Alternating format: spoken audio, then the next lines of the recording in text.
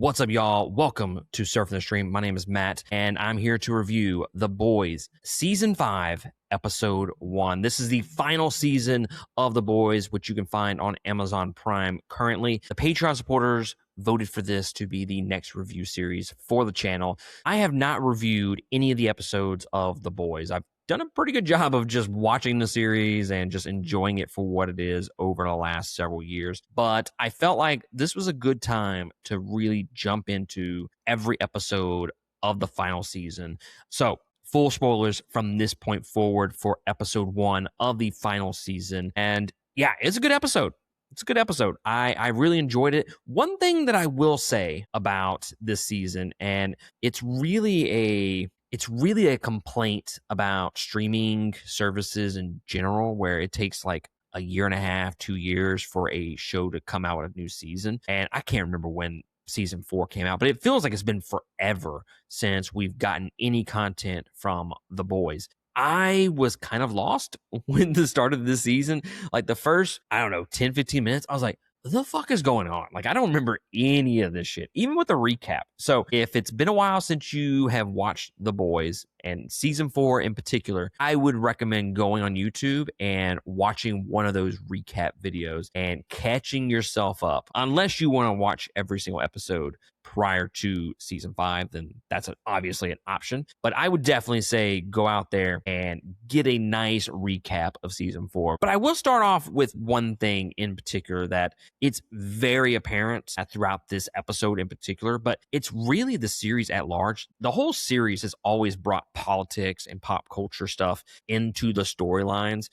There's a lot of notable nods to President Trump, MAGA, and all of that. So if you are not a fan of politics being in any of the content that you watch, you're probably going to want to stay away from this. Now, granted, if you've gotten this far into The Boys and it hasn't bothered you, then this isn't going to bother you at this point. It was noticeable for sure, but outside of the President Trump and MAGA stuff, which I'm not going to get into that shit because we don't talk about that on Surfing the Stream, but now we're getting AI aspects of the real world where the video of Homelander killing all those people on Flight 37 is shown, but him and his team spin it as AI. I think that is definitely a reasonable thing to bring into this series, is the global phenomenon of AI and how it can manipulate people so easily. But speaking of Homelander in general, like Homelander sees all these people loving him and he wants people to love him now,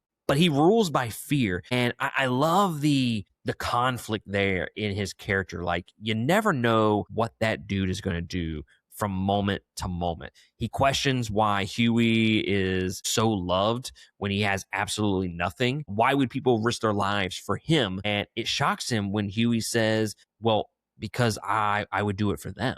And they know that. Also, on the flip side of that, I didn't notice this at first when I watched the episode. It was something that got pointed out to me. Homelander is visibly disgusted at Firecracker making herself weaker to please him. Now she has a little bit of a heart issue, so now she can't produce any milk for him. But when he finds out that Butcher has risen to the occasion to beat him, he's absolutely fascinated and giddy about it. Like, watch those two scenes back to back. It's him and Firecracker, and he looks at her heart and he just has that look of disgust. But then when he's talking with Butcher, there's just so much more excitement in his voice when he's talking to Butcher, even though he wants to kill him.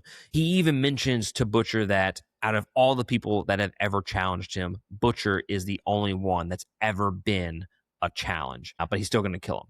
So really great scenes between him and Butcher in this episode. One thing that I will say that I did not care for, and I think it's really just a post-production issue. It's so fucking weird to hear Kimiko speak, but not because we just haven't heard her voice. It seems like that was recorded after the fact. So I don't know what the hell was going on there. It sounds like it was dubbed, and it sounds like when you watch the scene, her audio was recorded in a different room from the characters in that scene. I'm hoping that that's not something that's going to be an issue for the rest of the season. Maybe it was just this first episode. I do like the fact that they're making her speak now in the final season, but the way they went about it and the way it sounds, it sounds like garbage. I do love the aspect of her like bringing in this TikTok slang to the boys, and like a lot of it's just cringeworthy, and how she's going to incorporate all those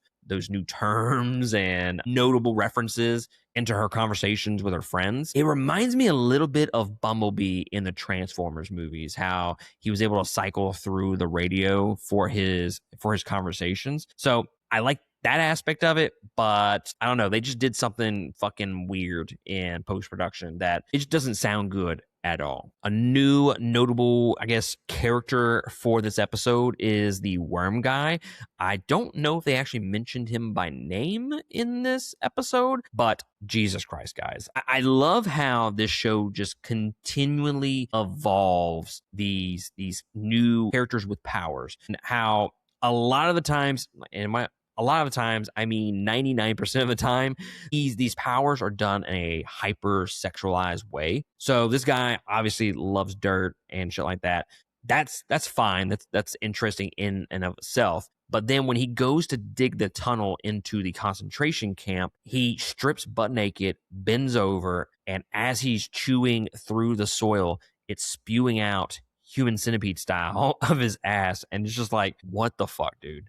Who the fuck thinks of this shit? And it's perfect, honestly. It's so damn out there that it just fits in this world. And legitimately, they could come up with anything. And I think that it would fit perfectly within the universe of the boys. But I love the addition of this new guy here. And whether we get him in subsequent episodes, I doubt it.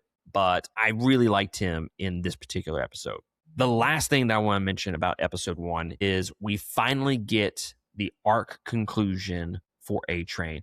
It's been kind of teased over the last couple of seasons, and you can kind of see where they've been wanting to go with that character. And there's really only been one conclusion for his arc, and that's what we got. And I think it was the perfect conclusion, the only conclusion for this character. And it's a great ending for A-Train. He finally stands up against Homelander, and he's a hero that his family can be proud of.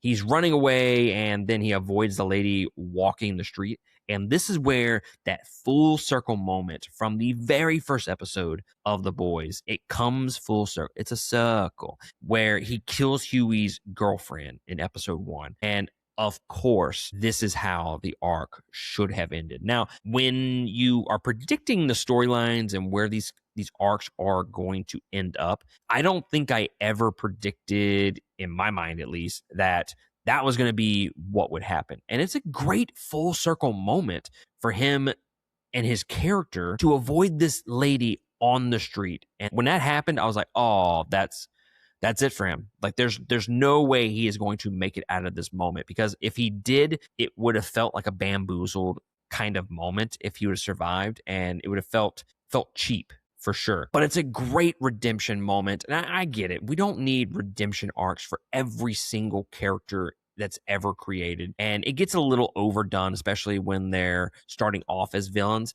But I think if they were going to do a redemption style arc for any of these characters, I think A-Train was one of those guys, because they've been kind of dropping those breadcrumbs ever since the end of season 1, season 2. I don't remember specifically when he started kind of turning on everybody. And then what makes that death even more impactful is the fact that he's smiling and he is talking shit to Homelander until the very end. He's showing Homelander that he's not afraid of him anymore, and he has nothing to frighten him with, because, and as he mentioned, Homelander is just a pathetic loser. I love the acting from Antony Starr in this particular scene. I mean, both of them are great, but Antony Starr has that look on his face like he is just thrown back by the fact that this dude is talking shit to him and he knows he's about to get killed. So I don't know. Maybe he gained some respect for A-Train prior to killing him. I doubt it. But it was a good acting moment, especially just with the facial expressions from Antony Starr there. Just like, is this dude really trying to clap back at me while I have my hand on his throat? So overall, I thought that ending for A-Train was absolutely pitch perfect. And I don't think I would have wanted it any other way.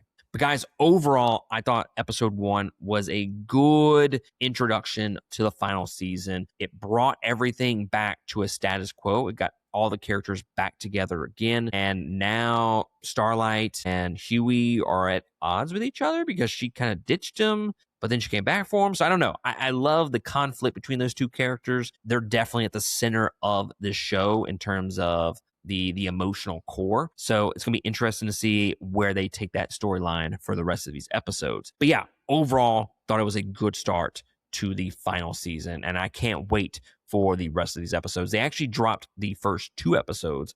So now that I finally recorded my thoughts on the season premiere, I can finally go check out the next episode in anticipation for episode 3 dropping next week. But guys, let me know down in the comments below of what you thought about the final season premiere of The Boys. Is it something that you're pretty excited about ending? Do you wish they would continue more with it? And what do you think about A-Train and his arc conclusion? Let me know down in the comments below. And while you're there, hit that like and subscribe button. That's really going to help us grow and expand this channel. And I would greatly appreciate it if you did that. And make sure you hit that notification bell because I will be reviewing every single episode of the final season of The Boys. Guys, that's going to be it for me. I will catch y'all next time on another episode. Laters.